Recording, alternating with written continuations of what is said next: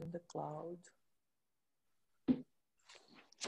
Bom dia, Tânia. Esse é uma primeira conversa que eu estou fazendo como um material paralelo a um programa de estudos independentes que eu estou organizando no que eu venho chamando, a partir da Donna Haraway, das humusidades.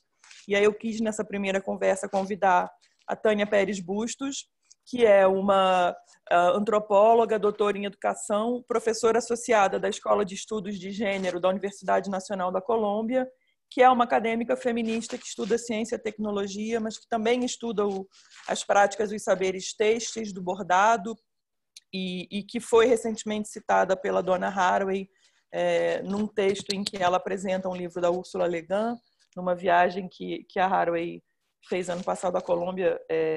Então, a gente, nessa conversa, vai falar sobre a trajetória acadêmica da Tânia, sobre o que ela aprende no mundo dos bordados e das bordadeiras e no mundo da tecelagem, e como é que a gente pode, então, a partir da experiência da Tânia, pensar uma abordagem feminista para a ciência e para a tecnologia, mas também para o estar no mundo e para estar junto de processos de transição, transformação, reconciliação. E aí eu queria, antes de começar a fazer as perguntas mesmo para a Tânia, dizer que o que me interessa nessa proposta da Donna Haraway, a partir de uma sugestão do companheiro dela, de pensar que a gente pode transformar as humanidades como campo de estudos nas humusidades.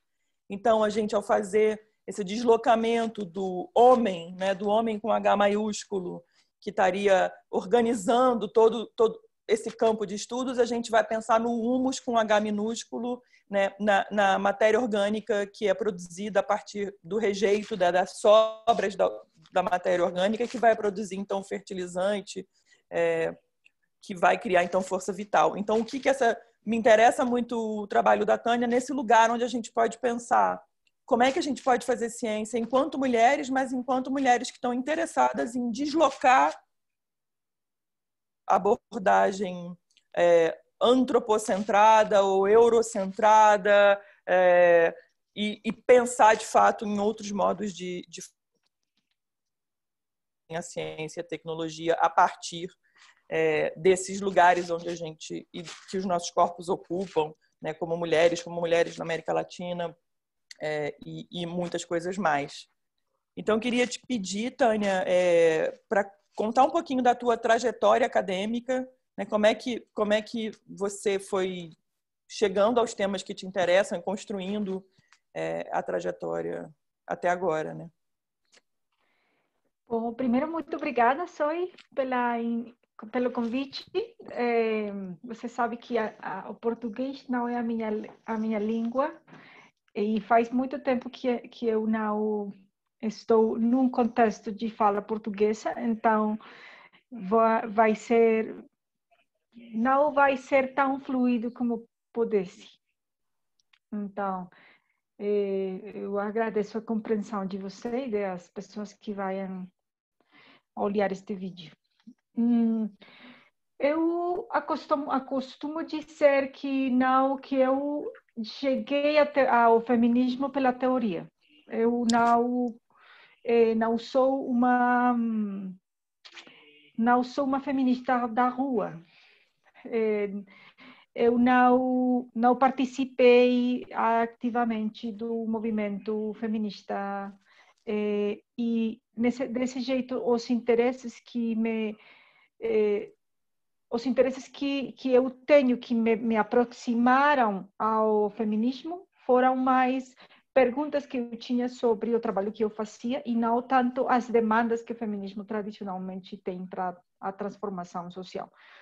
Então, eu estou trabalhando numa escola de estudos de gênero, mas eu não trabalho os temas clássicos dos estudos feministas e de gênero. Então, eu tenho colegas que trabalham sobre questões de sexualidade, olhadas interseccionais sobre raça, gênero, classe, e ainda que eu conheço essas perspectivas, minhas perguntas nunca fossem diretamente relacionadas com isso.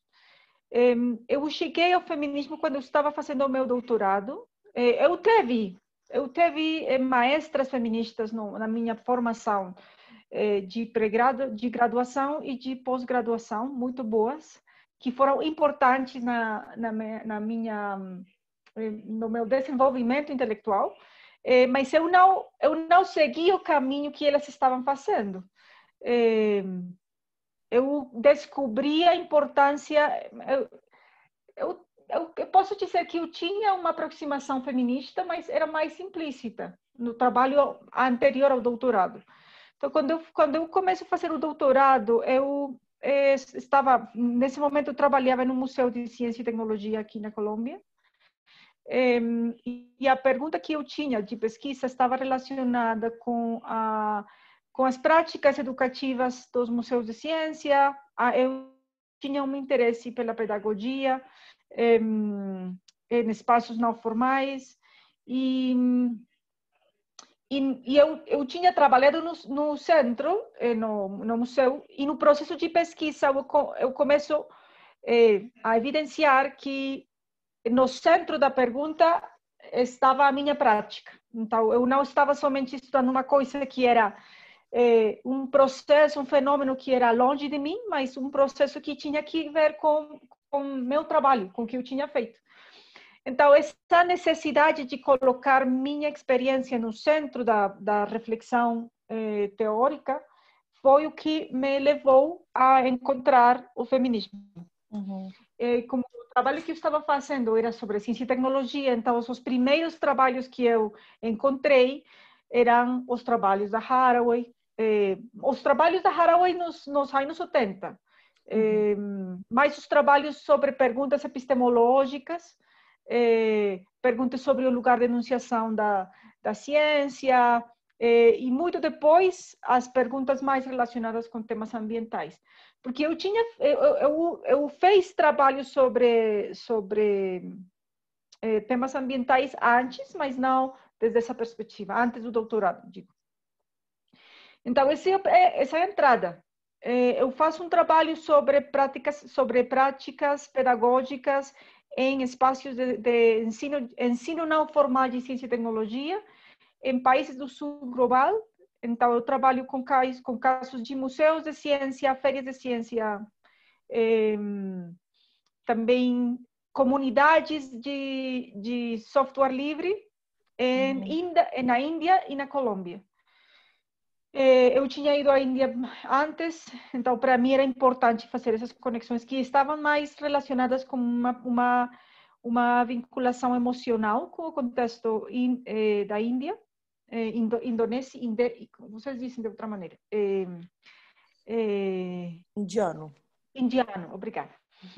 O contexto indiano. Então, eram conexões mais emocionais e mais de contextos que são muito diferentes, mas têm pontos em comum que me ajudaram a mim a compreender a maneira em que as práticas educativas, as práticas de popularização da ciência e da tecnologia estavam nos contextos do Sul, estavam muito... tinham muitas conexões que estavam relacionadas com a construção do Sul por uma certa ideia do Norte.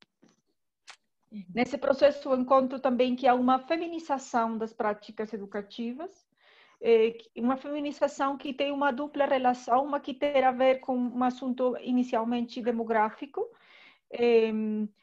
que terá a ver também com a feminização da educação. Em geral, a educação está feminizada, especialmente quando é educação de crianças, na educação básica e meia.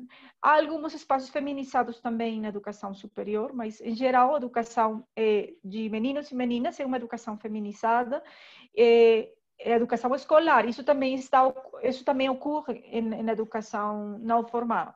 Então, eu encontrava um fenômeno demográfico, uma maioria de mulheres fazendo formação em ciência, e que encontrava que isso também era um processo, porque não sempre a educação não formal, a popularização da ciência, a divulgação científica, tudo isso não sempre foi assim. Nos inícios desse tipo de projetos eram mais homens os que estavam por trás desses processos, E era uma coisa em que esse trabalho ia feminizando-se. Não é que fosse feminino, mas era um processo de feminização. Mas eu encontrava também que, em alguns casos, essa maioria de mulheres implicava uma série de práticas críticas diferentes. Então, eu encontrava pedagogias feministas dentro desses processos de feminização.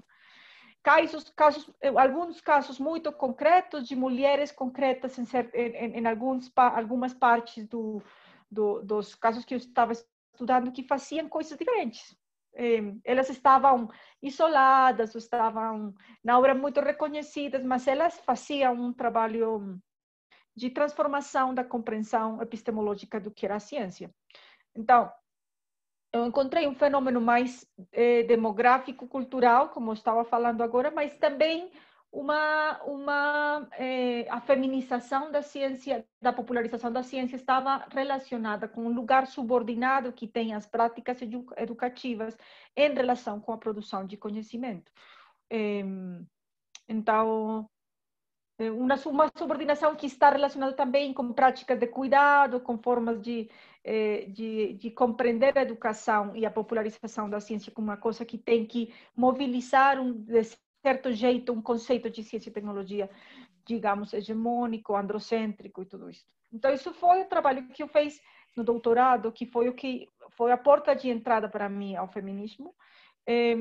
Eu depois comecei a trabalhar a pesquisa que eu fiz depois disso foi uma pesquisa que estava procurando entender, e ali eu queria fazer uma conversa com as minhas colegas que trabalhavam olhadas do feminismo mais centrada em corpos femininos e desigualdades sociais ancoradas em corpos particulares.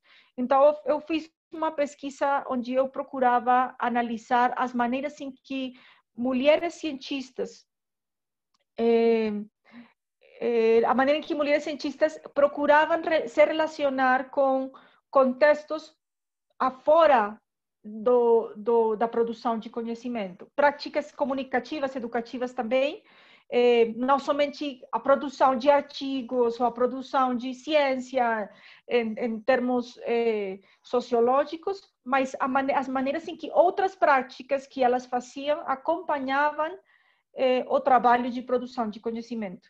E eu estava me concentrando em mulheres cientistas que estavam marcadas por condições raciais e de sexualidade não normativas.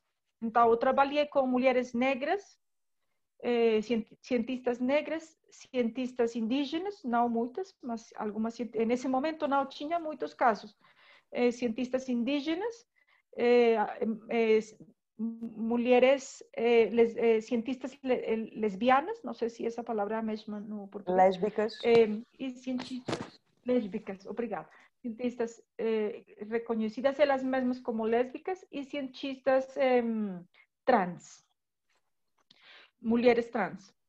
E eu fiz inicialmente uma olhada mais geral, identificar estas mulheres, onde elas estavam, se eu olhava elas em um ranking de produção de conhecimento, de tipo de universidade, como elas estavam ubicadas no campo científico, e depois fiz uma análise da maneira em que as práticas de comunicação, de relacionamento com o público, com o lugar, os cenários fora do cenário científico, como isso também configurava, de certa maneira, as práticas dela ou a maneira em que elas eram cientistas.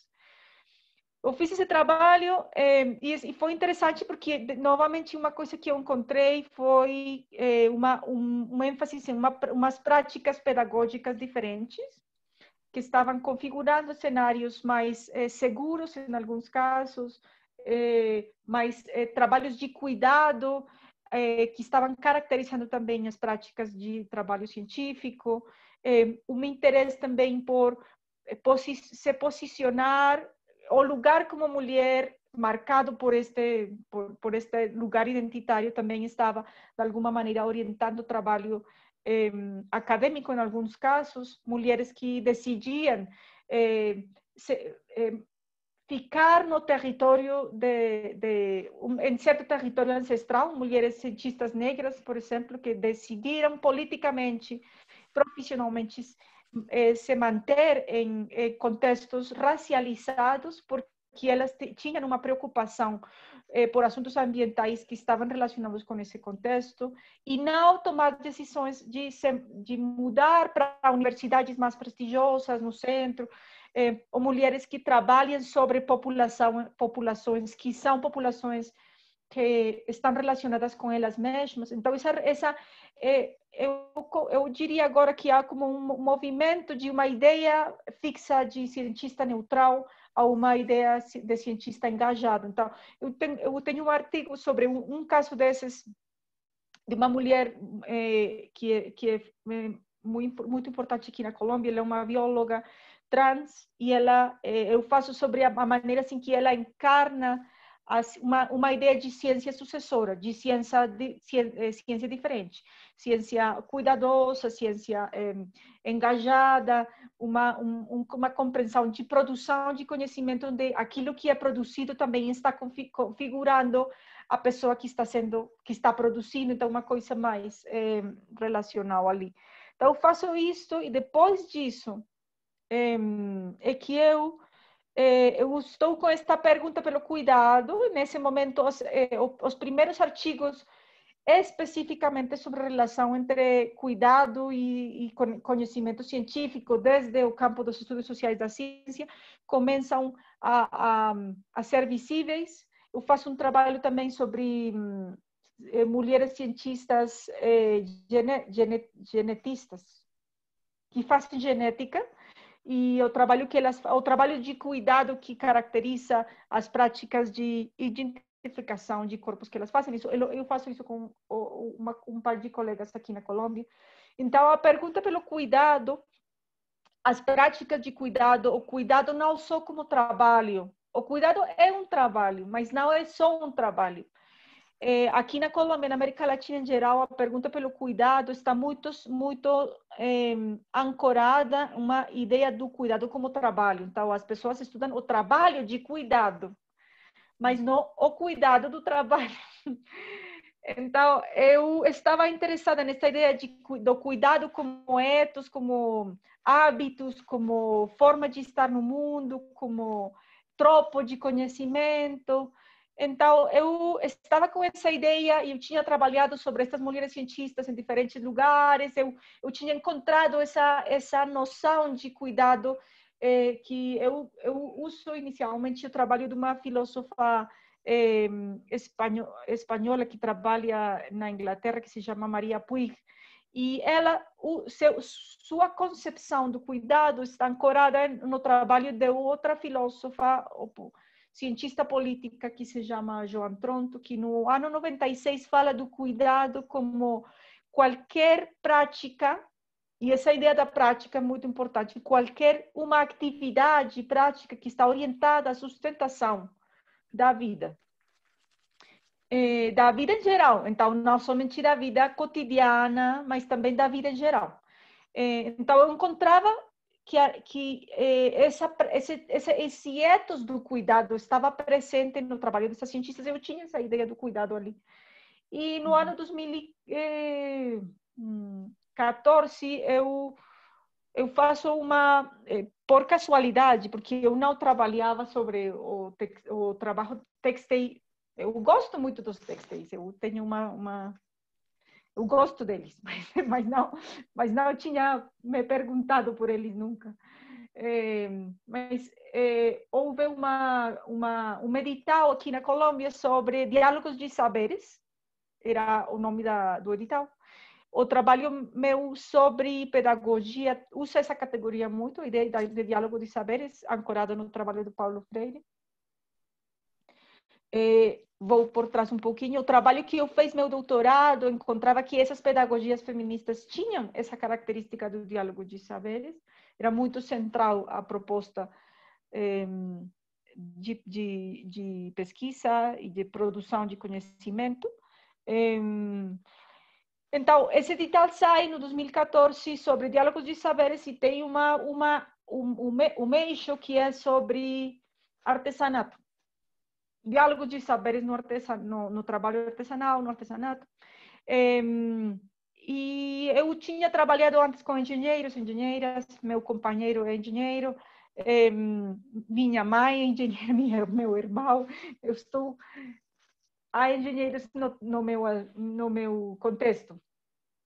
Então, saí esse edital e eu, de forma muito acidental, eu faço uma proposta sobre o trabalho de artesanato, particularmente de bordadeiras, em uma região da Colômbia, o trabalho que elas fazem como um trabalho de cuidado. Ele é um trabalho de cuidado, porque eu encontrava que elas faziam isso ao mesmo tempo de cuidar os seus familiares, mas também era um trabalho cuidadoso, um trabalho preciso, um tipo de trabalho. Então, eu fiz uma pergunta especulativa, como essa que vocês, os que fazem design, sabem fazer muito melhor que eu, se esse trabalho podia ser entendido como um trabalho, o trabalho de cuidado que elas faziam tinha propostas para fazer a produção de conhecimento, que tinha para dizer o conhecimento tecnológico, neste caso, da engenharia, que tinham elas para ensinar, que era uma relação um pouco diferente, porque usualmente a gente se pergunta o que os engenheiros têm que ensinar para, mas era uma relação diferente. Então, a gente pode conversar, podemos fazer uma conversa entre engenheiros e bordadeiras, a gente pode conversar quais são as possibilidades desse diálogo de saberes, que podem aprender uns de outros. É uma pergunta assim. Eu não tinha nunca trabalhado com bordadeiras, eu não tinha nunca trabalhado em uma etnografia que fosse em um lugar longe de onde eu trabalho, sempre fossem perguntas que tinham que ver comigo. O museu, as cientistas, eram coisas que estavam perto. Isto era longe, eu tinha que ir. Uma antropologia mais clássica, tinha que ir até este lugar. E foi uma pesquisa muito importante para mim. Eu trabalhei em SAT até finais de 2015, foram 2 anos, que mudou completamente a maneira em que eu faço pesquisa, mudou as minhas perguntas. Eu acho que a gente que conhece o meu trabalho acredita muito mais importante esse trabalho que as coisas que eu fiz antes. Não é porque o outro não seja importante, mas há alguma coisa aqui que é gostosa, que é atrativa, que de alguma maneira como atrativa do jeito antes de que a gente começar este vídeo, você falou da minha blusa. Então, há alguma coisa no texto que faz atração. Sobre as pessoas que estão relacionadas com materiais ou não, mas o texto é muito fundamental para a identidade das pessoas, está muito no coração da civilização, é uma coisa muito... E eu não tinha ideia, era como... Eu estava trabalhando sobre isso, mas eu não sabia o potencial que isto tinha. Então, eu começo a fazer um trabalho com bordadeiras que fazem um tipo de bordado muito particular, que um bordado que se conhece como calado. No Brasil fazem também, mas não lembro a região. Se conhece como tecido de agulha, se eu não lembro mal. É um bordado que tem tradição colonial, é feito no Brasil, em México também, aqui na Colômbia. Tradição colonial, religiosa. Então, eu estava fazendo esse trabalho com essas mulheres, com essas perguntas que eu disse, e uma coisa que eu encontrei, que era uma necessidade epistemológica. Eu não tinha possibilidade de entender o conhecimento do bordado sem fazer bordado. Então, era um conhecimento, era um conhecimento que não se podia só falar. E eles diziam isso, eu não posso te explicar, eu não posso te dizer. Eu tenho que mostrar, eu tenho que fazer. Faça comigo. Fez mal, faça de novo. Então, uma coisa de fazer o conhecimento. E essa noção do making, do fazer, é muito importante. na antropologia, as perguntas pela materialidade, pela cultura material, mas eu estava encontrando isso muitos anos depois, por casualidade, porque a minha pergunta era outra. Então, eu encontrei isso, eu comecei a estudar o bordado do jeito direito. Eu comecei a fazer cursos de bordado, eu fiz trabalho com elas lá, a gente teve que viver com elas lá nas suas casas, porque elas não faziam bordado a 2, 3 horas do dia. Não, elas faziam cedo de manhã, tarde, entre meio de outras coisas. Então, se eu queria fazer um trabalho etnográfico, eu tinha que estar ali ajudando elas a fazer a comida e depois se sentar a fazer o bordado. Então, implicava uma cotidianidade do fazer muito interessante, que estava misturada, entrelaçada, tecida com outras práticas ali, e ao trabalho de exploração, de experimentação da engenharia, que teve também que se acostumar a isso. Então, a engenheira que estava fazendo o trabalho, uma mulher engenheira, teve que ir comigo a Cartago, viver lá com as bordadeiras, os workshops, os trabalhos as oficinas que a gente tentou fazer, nunca funcionaram, porque ter tempo para experimentação é um privilégio.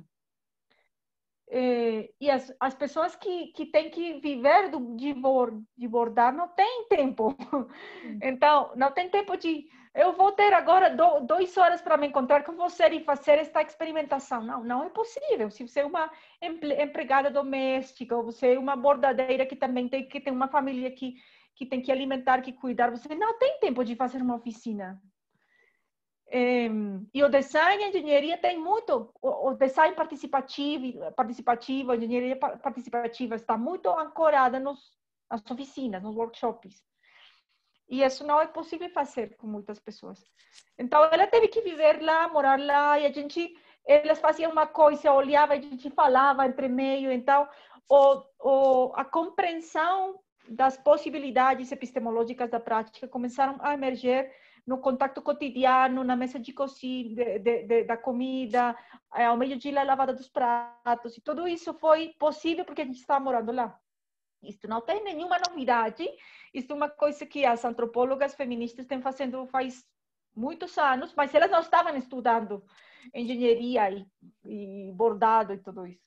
Então, esse trabalho foi muito importante porque eu descobri também, eu não tinha ideia que existia uma coisa como o que você faz, a antropologia do design. Eu não sabia que isso era possível, mas as pessoas como você que estudam isso, mas eu estava de alguma maneira encontrando isso no trabalho mesmo. E foi muito estimulante.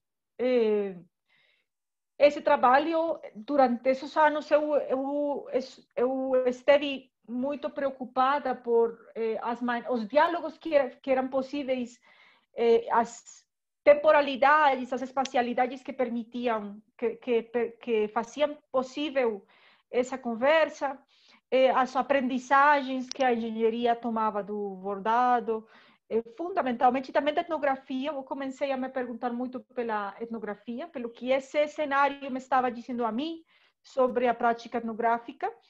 Em parte, eu acho que eu fiz essa entrada novamente com essa tendência de perguntar por mim, de não colocar-me como uma observadora do que estava acontecendo, mas também como alguma pessoa que estava afetada por isso. A maneira em que a realidade afetava a metodologia. Você sabe que os estudos da ciência e tecnologia têm uma corrente importante para se perguntar pela maneira em que os métodos transformam as realidades. Eu tinha uma pergunta um pouco diferente, como as realidades transformavam os métodos, transformavam as maneiras de fazer pesquisa, mas também estão essa ideia de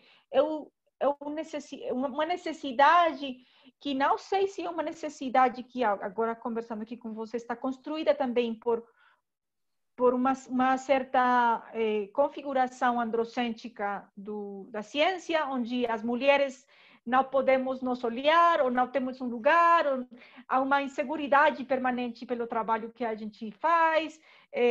Então, também era uma coisa como de validar o trabalho, a necessidade de nós olhar, uma coisa também de encontrar um lugar, porque o campo não nos pertence.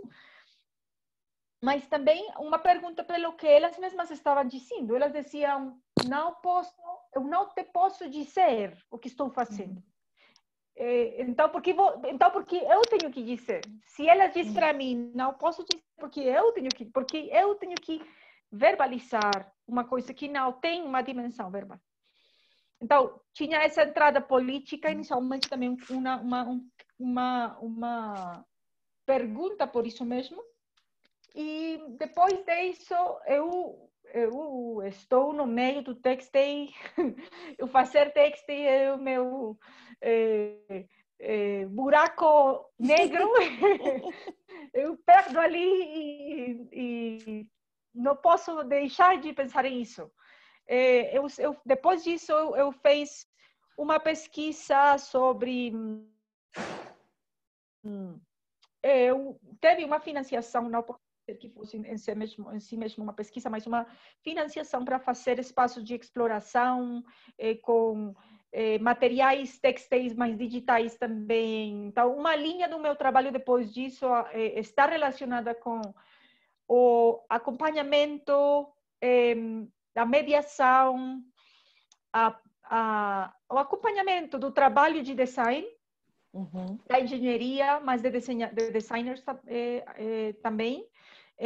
Então, eu, desde a antropologia, acompanho. Eu gosto muito do trabalho de um artigo pequenininho do Marcus, que fala da etnografia como prototipado, do George Marcus, da etnografia como uma maneira de fazer prototipando, como, não sei se essa palavra existe, prototyping em português, mas então, de fazer etnografia é nesse processo de tentar entender alguma coisa, de tentar construir algo. Então, entender como a etnografia se produz nesse processo, acompanhando o trabalho de especulação e de compreensão da realidade de designers na engenharia e no design. Então, uma linha do trabalho meu terá a ver com isso. E outra está muito mais centrada na pergunta pelo textil como tecnologia. Como tecnologia de cuidado, como tecnologia de conhecimento também, como tecnologia, como um arranjo sociomaterial semiótico que é central à existência humana.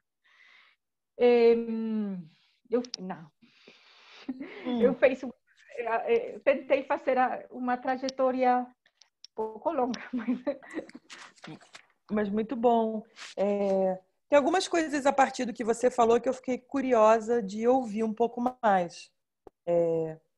Essa palavra, né, esse termo cuidado e a partir também desse diálogo com a Maria Puig, né, e eu queria que você falasse um pouquinho mais disso. Assim, por que é importante pensar o cuidado? E o que caracteriza... Você fez uma definição, né, mas falar um pouquinho mais assim, por que estudar o cuidado e por que o cuidado, então, se torna um tema importante? Não sei se é um tema, mas eu diria que é mais uma aproximação, uma maneira de olhar. Porque eu não diria que eu trabalho sobre o cuidado, mas desde o cuidado. Eu tenho um texto que eu escrevi faz uns anos que fala do pensamento com cuidado, pensar com cuidado. Desde o cuidado, mas não estudar o cuidado. Eu tenho colegas que trabalham no cuidado, eu disse, eu trabalho de cuidado, mas que não... Porque eu acho que o cuidado não é tão fácil de identificar. Aqui está cuidado, aqui está cuidado. Eu acho que o cuidado é uma como eu disse, é uma prática que é necessária para a sustentabilidade da vida. Então, sem cuidado, não, a gente não está aqui. O cuidado existe e é transcendental, é fundamental. Então, a gente tem que estudar, tem que conhecer, tem que entender o que cuidado é, porque as feministas que trabalham sobre o cuidado têm feito uma arguição muito importante sobre como estas práticas, ancoradas em formas de trabalho, são centrais à compreensão da produção do social, da sociedade. Então, em aproximações mais clássicas da compreensão do social, não tem em conta o lugar dessas práticas que são centrais à produção da sociabilidade, porque estão mais interessadas em compreender a produção econômica, ou a produção do trabalho, a produção, mas não a reprodução do social. Então, a reprodução, a produção do social está ancorada no cuidado, é sustentada no cuidado, mas não está no centro da olhada. Então, o que acontece se a gente coloca o cuidado no centro da olhada? Ou coloca o cuidado no centro da aproximação? Não como uma coisa que fazem algumas pessoas lá, algumas mulheres lá, uma coisa que sim, é importante, mas não tem potencialidade. Há uma mulher que eu gosto muito do trabalho dela, uma mulher que se chama Maria Domar Pereira, que está lá no Portugal, e ela fala de como os estudos feministas estão sempre com esta coisa de, sim, é muito interessante, mas não, poderia ser mais interessante. Então, são essas coisas que são interessantes, mas poderiam ser melhores. O tempo todo está acontecendo isso com as perguntas que se fazem desde as pesquisas feministas. Há um lugar de subordinação na conceptualização epistemológica. A vida, a sociabilidade, as emoções, a subjetividade, são todas coisas que não estão no centro da produção de conhecimento. Elas sempre são vistas como coisas que são menos importantes. Mas o que acontece, e desse jeito uma pergunta também mais experimental, o que acontece se a gente muda e olha desde esse lugar que está no margem, que está subordinado, como a realidade é concebida de forma diferente. Então, a gente deixa de olhar indivíduos que fazem coisas e começa a encontrar ecologias, relações, encontros. Então, eu acho que isso é o que acontece com o cuidado. Também com outras entradas, mas com o cuidado especificamente, há uma pergunta sobre maneiras que têm responsabilidade com aquilo que está sendo estudado, que não é uma coisa que eu somente estudo algo e faço um trabalho, mas que acontece com a comunidade e com as pessoas que estão estudando, como a produção de conhecimento pode se fazer responsável pelo conhecimento que está sendo produzido. A responsabilidade está no centro da pergunta, pelo cuidado como uma aproximação. Se eu sei que o trabalho que eu faço tem implicações, então que acontece se eu me faço responsável dessas implicações? Não somente deixar as implicações lá, mas se fazer responsável delas. E aí, o trabalho de Haraway ali vai ser muito importante, porque é uma ideia de eu estou dentro da realidade que estou estudando. A realidade não está fora. Então, se eu estou dentro, como faço a crítica? Que tipo de crítica é produzida? Se eu tenho que me fazer responsável pelos efeitos da crítica. Então, e eu diria que essa é a maneira. Então, tem a ver com uma maneira de fazer investigação. Tem uma dimensão epistemológica e metodológica também. As duas coisas vão juntas. Que são transformadoras de práticas de produção de conhecimento que estão mais preocupadas pelo conhecimento produzido que pelas realidades que são transformadas pelo conhecimento que estão sendo produzido. Você mencionou também essa questão quando você falou do seu encontro com com as bordadeiras, né, da transformação que isso produziu no seu modo de fazer pesquisa. E eu fiquei pensando, quando a gente embarca nesses processos de deixar as realidades transformar os modos como a gente faz pesquisa, mas a gente está dentro da universidade, né? E a estrutura da universidade ela tende a ser mais rígida. E aí eu fico pensando um pouco como é que esses processos de transformação no modo de fazer pesquisa, que vão ter também, óbvio, impacto no modo de ensinar e do encontro com os alunos, né? Como é que, até onde é possível ir nesses processos de transformação dentro da universidade? Eu acho que as limitações existem sempre. Sempre existem. A gente não está no mundo sem as limitações materiais, estruturais. As limitações são necessárias para a existência. A gente caminha sobre um tipo de piso, não sei se essa palavra existe em português, tipo não, chão. Não, chão, não. Chão, piso. Eu esqueci tudo. É chão. O chão, se você caminha sobre um chão que é irregular, você tem que se acostumar a isso e tem possibilidades de fazer dentro das limitações.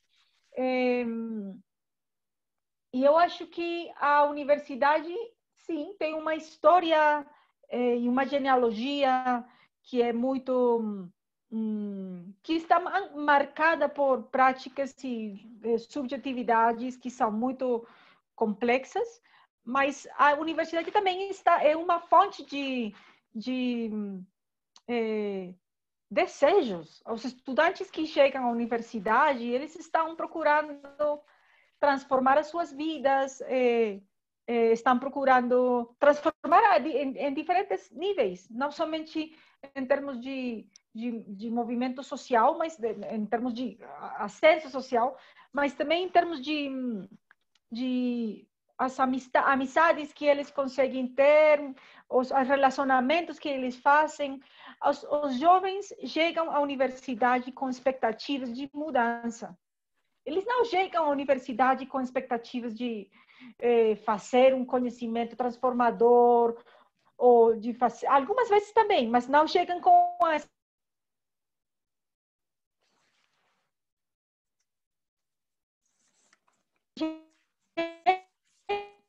chegam com elas também, mas no tempo ancorados às possibilidades que eles têm. Eu acho que a gente tem uma responsabilidade de nutrir, de alimentar esses desejos também, de conseguir eles fazer possíveis nas limitações que existem. Então, eu sou uma convencida que o trabalho de aula é um trabalho muito importante, o trabalho pedagógico na universidade é muito importante, e eu também creio que as limitações das universidades são muitas vezes são manejadas por pessoas que não sempre são muito inteligentes. Então, que as pessoas podem trabalhar com isso e fazer possíveis que pesquisas que quizás não tinham possibilidade em outro lugar, tenham possibilidade na universidade. Fazer alianças, eu acho que nas universidades há pessoas que procuram transformar a realidade, que têm interesses políticos, interesses, propostas éticas que são perto das que a gente pode ter, então as alianças são sempre possíveis. Então, eu sei que a universidade é muito difícil, que é um processo de produção de sujeitos que são úteis ao mercado, eu sei isso. E eu sofro isso todos os dias, porque a quantidade de trabalho que a gente tem é enorme, a quantidade de estudantes é enorme, mas eu ainda acredito que é possível.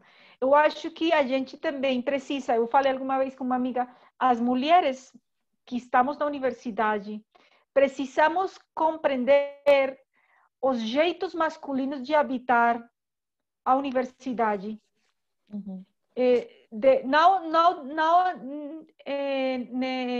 não para fazer eles mais importantes, mas para entender a maneira em que é possível habitar a universidade sem tanto sofrimento. A gente tem que lutar por ter melhores condições de trabalho, mas também a gente tem que lutar por habitar a universidade sem tanto esforço, porque eu acho que a gente também é uma coisa também do hábitos de gênero das mulheres que a gente necessita exagerar, porque de alguma maneira a universidade solicita isso, porque as mulheres, as pessoas negras têm que se esforçar mais para conseguir o mesmo. Mas como a gente se esforça, mas não mais do que se precisa? Porque eu acho que nós também, subjetivamente, estamos construindo esse sistema que nos tem cansadas. Eu não sei qual é a palavra em português para estar esgotadas. Eu acho que a gente também subjetivamente, o Foucault falou disso faz muito tempo, a gente subjetivamente também está construindo isso. A gente tem que aprender a desconstruir isso que a gente mesmo está fazendo. Então, eu ainda acredito que é possível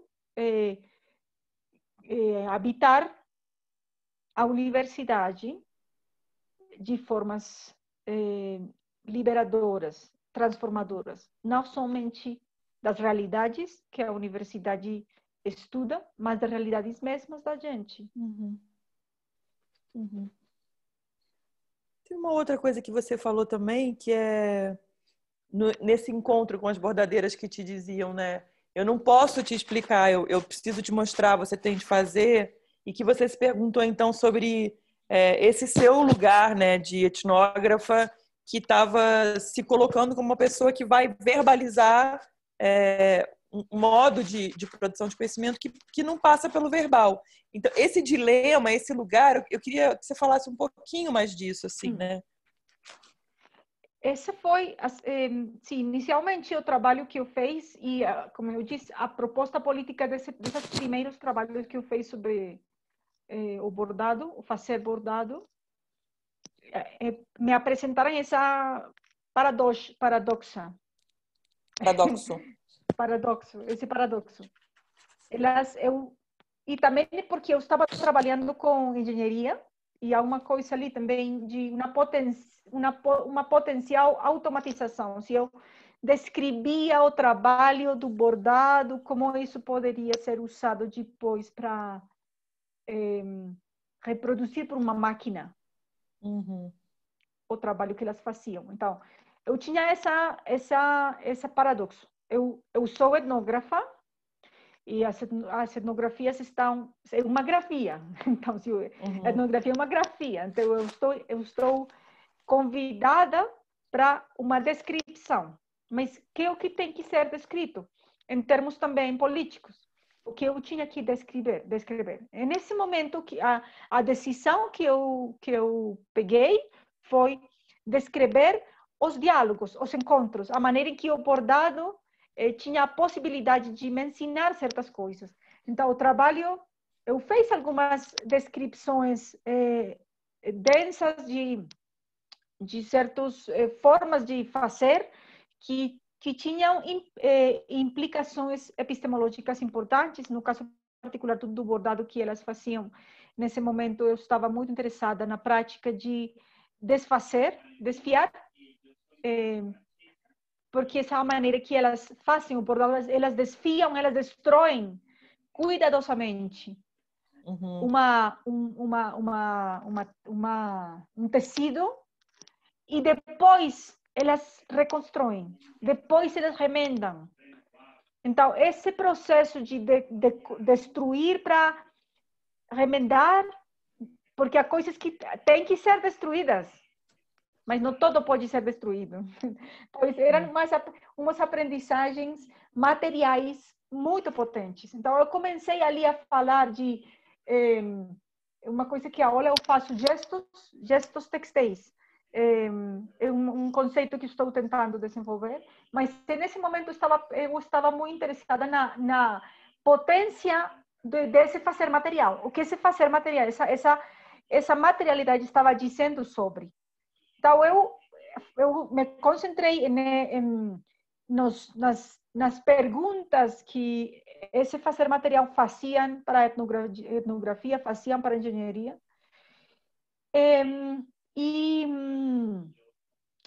E depois, neste tempo atualmente, eu estou tentando verbalizar, descrever, mas uma maneira de descrever uma coisa que não pode ser descrita, mas eu acho que a descrição que eu estou fazendo não contém o descrito. Sim? Como se a descrição, o que a descrição faz, ela possibilita desplegar algumas coisas que não são o fazer mesmo. E eu acho muito interessante, porque você pode descrever, mas na descrição você não consegue que as pessoas repetam. Se eu descrevo os movimentos têxteis em palavras, as pessoas que vão ler não podem fazer, seguindo a descrição. As pessoas precisam fazer para poder entender o que está descrito.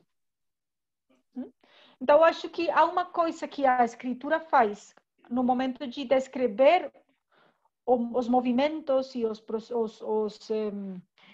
os fazeres têxteis, que não é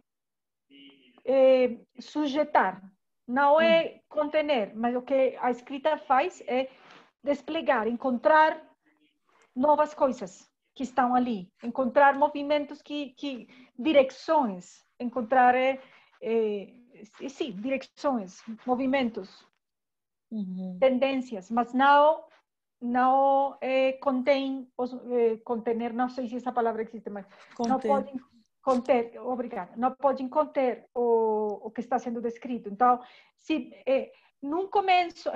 bem em um começo eu não quis politicamente verbalizar uma coisa porque não se podia verbalizar, e neste momento eu estou tentando verbalizar, mas as maneiras em que eu estou procurando verbalizar não estão orientadas a conter aquilo que está sendo descrito, que eu acho que é uma ideia muito extrativista também da etnografia.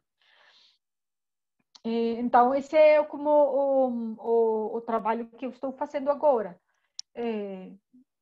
E eu estou também fazendo uma experimentação com a escrita, eu acho. É uma escrita que não tenho muita certeza o que vai acontecer com isso em termos de publicação. Não sei qual vai ser a recepção que isso vai ter. Porque, outra vez, a inseguridade sobre o que a gente está dizendo tem uma força muito grande. Então, eu me pergunto, bom, isto vai ser entendido como o quê? Como um livro de que tipo? Qual é a possibilidade? Vai ser concebido como algo que tem potencialidades para nos ensinar maneiras de pensar diferentes? Ou vai ser uma coisa de, são histórias de bordado? Que pode acontecer, mas essa é a situação com a verbalização. Eu acho que essa situação de a gente tem que mostrar, eu não te posso dizer, eu tenho que te mostrar, faça comigo. É uma convite que a gente tem que aceitar. A gente tem que aceitar para entender. Mas o que a gente faz com isso em termos de etnografia, eu acho que essa pergunta é uma pergunta política. Como a gente escreve? Que é o que a gente escreve? Por quê? Para quê? Qual é a intencionalidade que existe nessa pulsão? É uma pergunta política que não tem uma resposta, que a gente tem que fazer, a gente tem que escrever. A gente não pode somente decidir de que maneira vai escrever, a gente tem que escrever também. E na escrita há algo que está emergindo, e que é uma coisa muito etnográfica também. Sim, sim. A gente, no laboratório de pesquisa, né, que eu coordeno, a gente tem se debatido e se perguntado muito sobre isso. Como é que esse experimento de escrever com risco, né? de tentar escrever de modos que não estão garantidos, e ainda mais quando a gente está falando de dissertações e teses, né, de pessoas que não atingiram ainda essa maturidade, né, que o doutorado dá um pouco assim, né? Como é que a gente faz esses experimentos também nas dissertações e nas teses, de outros modos de escrever, sem garantia, muito arriscados e que a cada vez podem mesmo dar errado, e como é que a gente cria esse ambiente de cuidado para esse processo de escrita que é coletivo, mas que acaba dando produtos, né, distintos. A gente escrever junto com os alunos, mas também um aluno ir para uma banca de defesa de doutorado ou de mestrado, que já aconteceu, defender um trabalho que é muito arriscado em termos de escrita mesmo, onde não está realmente nada garantido, né? E o que a Mas gente eu tem... acho que ali... Fala. Não, eu acho que ali há uma possibilidade de transformação da academia também. É nesse risco, tomar o risco, mas fazer bem, porque eu acho que há uma diferença muito importante, só experimentar, mas experimentar com disciplina, porque eu acho que muitas vezes as pessoas, eu encontro pessoas que estão fazendo coisas diferentes, mas não estão fazendo de forma disciplinada, de jeito não somente de jeito de encarnar o que a escrita está propondo também, na maneira em que o risco é assumido, você tem que assumir bem. E eu estou pensando aqui as pessoas que fazem escalada de roca, elas estão assumindo riscos da sua vida o tempo todo, então elas têm que fazer bem. Sim. Então a gente tem que tomar o risco, mas tem que fazer bem. E há mais trabalho em tomar o risco que não tomar. Então, a experimentação tem trabalho. Mas eu acho que se você faz bem, as possibilidades de transformação são mais possíveis. Sim, sim. E aí eu queria falar um pouquinho desse livrinho que me fez te procurar de novo, né? A gente se conheceu, acho que em 2018, né, na USP, naquelas jornadas Sim. de engenharia popular que você organizou, né, umas sessões e que eu estava lá com você, onde a gente se conheceu. E aí agora eu encontrei com você nesse livrinho aqui, né, que acabou de ser publicado, que é um texto da Ursula K. Le Guin com uma introdução da Donna Haraway.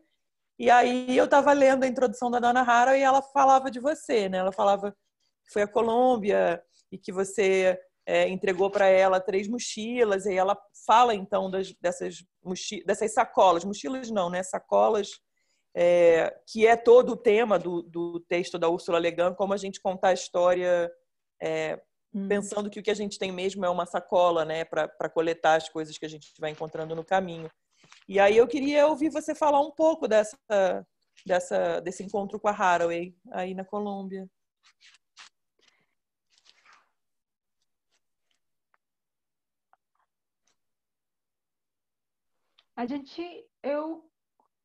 Eu convidei a Haraway para vir à Colômbia no ano 2017, acho. Eu tinha encontrado ela em um congresso nos Estados Unidos, umas escadas do motel. Eu vi ela e eu fui para ela e eu disse para ela que se ela queria vir para a Colômbia. E ela disse nesse momento, eu não conhecia ela, eu conhecia ela, mas ela não conhecia diretamente. Eu fui arriscada. Eu fui e disse, professora Haraway, quando você vai vir para a Colômbia? Então, ela disse para mim que nesse momento o seu cão estava muito enfermo. A sua, não sei como se diz, cadela? Não. O animal. Cadela. Cadela, se diz cadela. O cão cadela. é cadela, é muito diferente.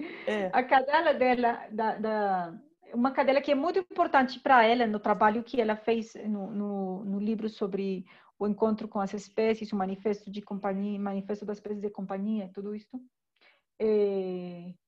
Agora não, Cayenne é o nome dela, da cadela. a cadela estava muito enferma, Doente. doente, obrigada, obrigada. Estava muito doente e ela não podia estar longe da sua casa por mais de 1 hora, uma coisa assim. Se ela viajava, ela tinha que poder voltar rapidamente. Isso foi, acho que no 2016. E depois disso, eu continuei com a ideia de trazer ela. E no ano 2017, eu enviei um e-mail para ela. No 2016, aqui na Colômbia, esteve uma feminista muito importante também, que é a John Scott. Então, eu tinha chegado para a Universidade Nacional faz pouco tempo e eu disse para mim, eu tenho que trazer alguém que seja mais do meu campo, que seja mais, que pense as coisas mais como eu penso elas, com uma maneira de também dizer, esta sou eu. É uma maneira também de que as pessoas reconheçam o que a escola onde eu estou podia fazer. Então, eu enviei para ela um correio, um e-mail. Eu conhecia para esse momento uma colega que tinha trabalhado com ela em Santa Cruz. Então, eu falei para a Cristina e disse, Cristina, eu gostaria de trazer ela. E ela disse, escreva e faz uma cópia para mim. Então, eu enviei o e-mail para ela dizendo que eu gostaria dela vir. E eu disse, aqui tem vindo a Angela Davis e veio também a John Scott, e esteve aqui a Chimamanda Adichie, esteve aqui também, eu esqueci o nome desta mulher que fala sobre... bom, a escola tem trazido feministas importantes. Então, ela, no começo, ela disse, é muito trabalho. O que ela respondeu, eu gostaria muito, mas é muito trabalho. Ela é grande. Eu sou grande, eu não gostaria de trabalhar tanto. Então, eu disse para ela, eu não estou imaginando que você venha aqui para dizer a gente o que a gente precisa saber. Eu estou imaginando que você venha aqui para se encontrar com a gente e conversar conosco. E ela gostou da ideia e disse que sim. Então, ela veio, eu teve 2 anos para ela para preparar essa viagem. E a Haraway é uma mulher muito interessante porque ela reúne ao redor dela a campos muito diferentes. Então, você tem pessoas que estão metidas na ideia do queer, então encontram ela inspiração. Você tem ecologistas, você tem também pessoas que estão trabalhando mais sobre tecnologia. Então, tem muitas pessoas diferentes, não só feministas. Eu acho que ela é uma das feministas que tem conseguido mais ressonância afora do feminismo mesmo. As pessoas que estão trabalhando sobre ciência ficção também gostam dela. Então, uma pessoa que tem muita ressonância em muitos lugares. Então, quando eu consegui que ela disse, quando ela disse, eu comecei a procurar outras pessoas que pudessem, porque eu não tinha nada. Eu só tinha aceitação dela, mas não tinha dinheiro, não tinha nada. Não podia, eu só sabia que ela ia vir e que eu tinha que conseguir os recursos para que ela viesse. Então, eu comecei a perguntar pessoas e a gente começou a imaginar que ela não somente ia vir aqui para Bogotá, mas a gente ia ir a outras regiões. Então, eu conheci universidades regionais em Colômbia que também invitassem ela. Então, a gente desenhou um esquema que não era que ela ia vir para fazer uma conferência, mas sempre iam ser encontros. Então, a vinda dela se chamou Encontros com Dona Haraway. Então, todos os momentos em que ela falou sempre falando com alguém daqui. Uhum. A gente teve uma grande conversação em um grande teatro, mas ela estava com esta bióloga trans que eu mencionei, a Brigitte Batiste, e uma conversação moderada por uma colega dela. E a gente teve depois 3 conversatórios em diferentes universidades aqui em Bogotá, e depois a gente teve outros 2 em 2 cidades diferentes. E eu imaginei também que a vinda dela não era somente para vir e conversar, mas todas as viagens teve possibilidades de ela encontrar outras coisas. Então, a gente fez caminhadas, fez piqueniques, a gente fez jantares especiais. Então, a gente se molhou em parques naturais. Então, foi uma viagem que foi muito nutritiva, eu acho também, não somente para mim, mas para ela. Eu nunca esteve no cenário. Eu nunca fui uma das pessoas que conversou com ela. Uhum. Eu não quis ser protagonista da cena. Então, sempre foram outros colegas. A gente fez uma convocatória, encontrou pessoas que tinham certo perfil, imaginou espaços diferentes, uns mais clássicos que outros. Na Universidade Nacional, a gente fez um performance muito interessante com artistas, e a gente tinha bolas de pilates inundando o cenário para falar sobre um gado que estava jogando com bolas de pilates. Então, mas eu nunca esteve no cenário. Eu fiz a introdução o primeiro dia e depois eu fui uma acompanhante. Eu esteve com ela a todos os lugares que ela foi. A gente pegou café da manhã, almoço, jantar. Eu caminhei com ela. A gente falou sobre o meu trabalho, mas eu acho que essa não era o interesse que eu tinha. Mas eu acho muito interessante que ela, depois de vir, quisesse conhecer o meu trabalho. Eu contei algumas coisas, mas não com detalhe, porque o centro não era esse. E eu não queria também me aproveitar de... Eu não gosto desse jeito de fazer academia. Uhum. Eu queria conhecer ela e eu queria que a gente conhecesse. De verdade. Que tivesse a possibilidade de caminhar com ela. De jantar com ela. Não somente de escutar ela.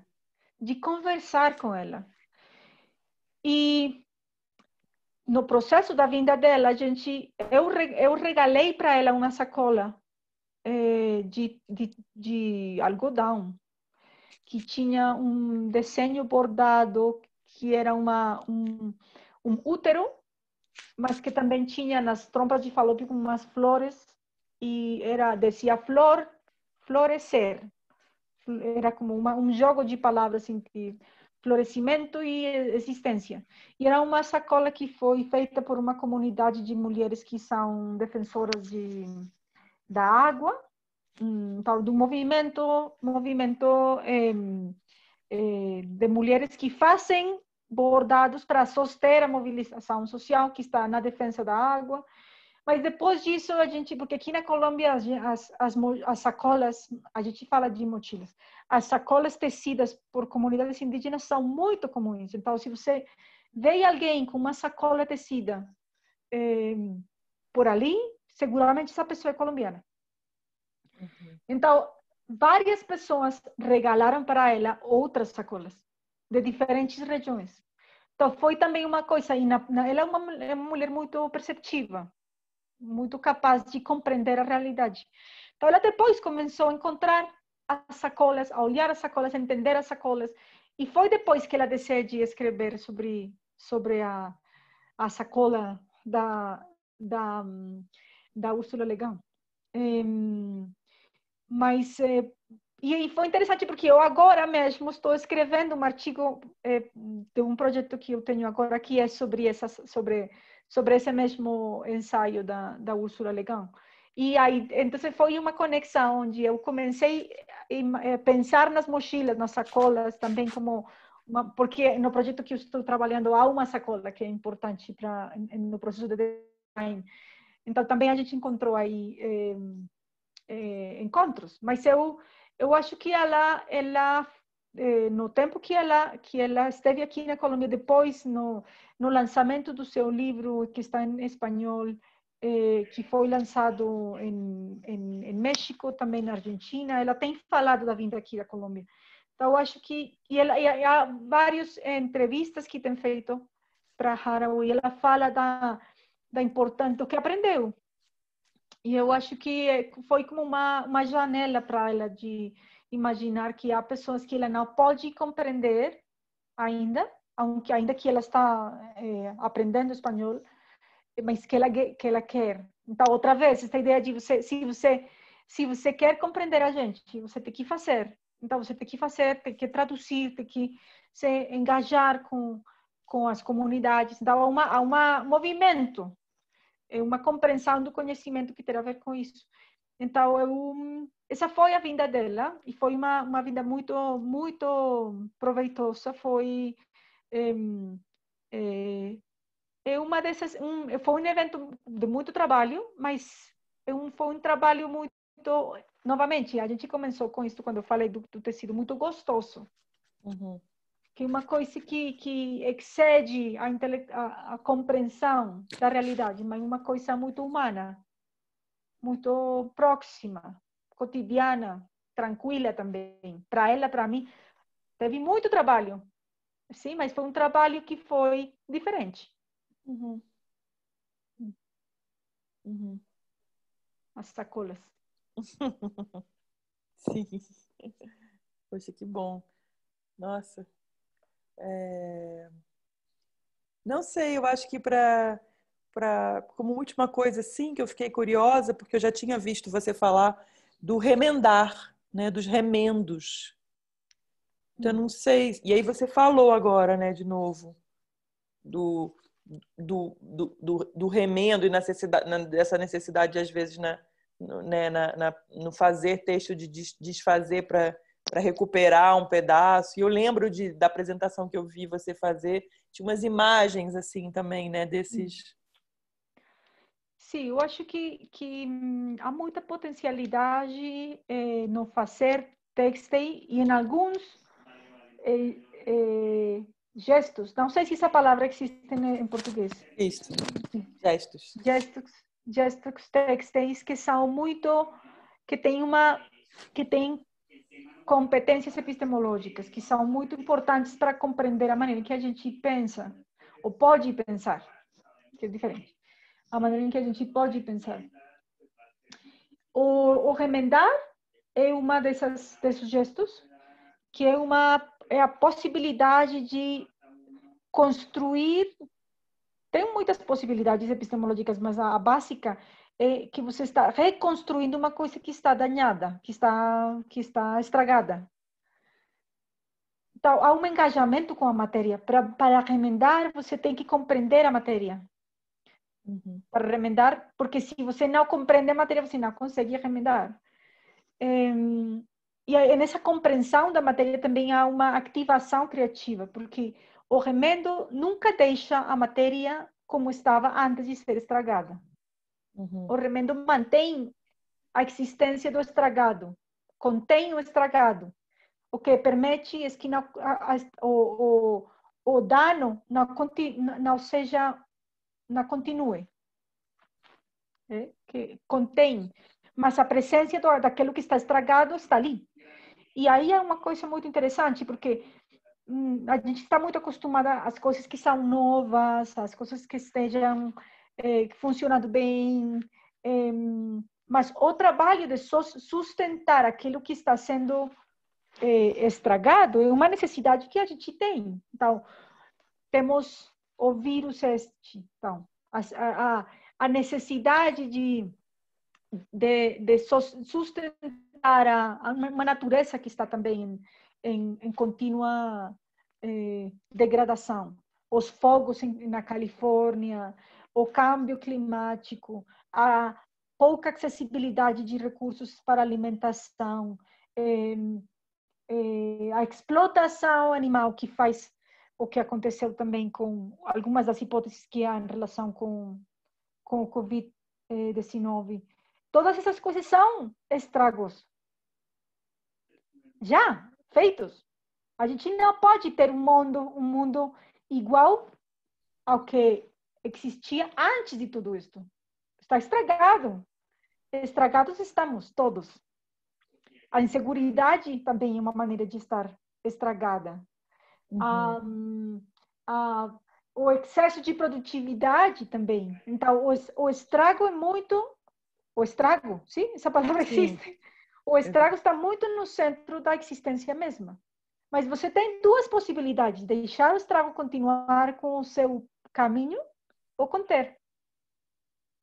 E o conter o estrago é um trabalho. E o trabalho de conter um estrago é uma maneira de remendar. Então, a temporalidade daquilo que foi, daquilo que está estragado, daquilo que pode ser mais lá do estragamento, essas múltiplas temporalidades estão sendo produzidas no remendo mesmo.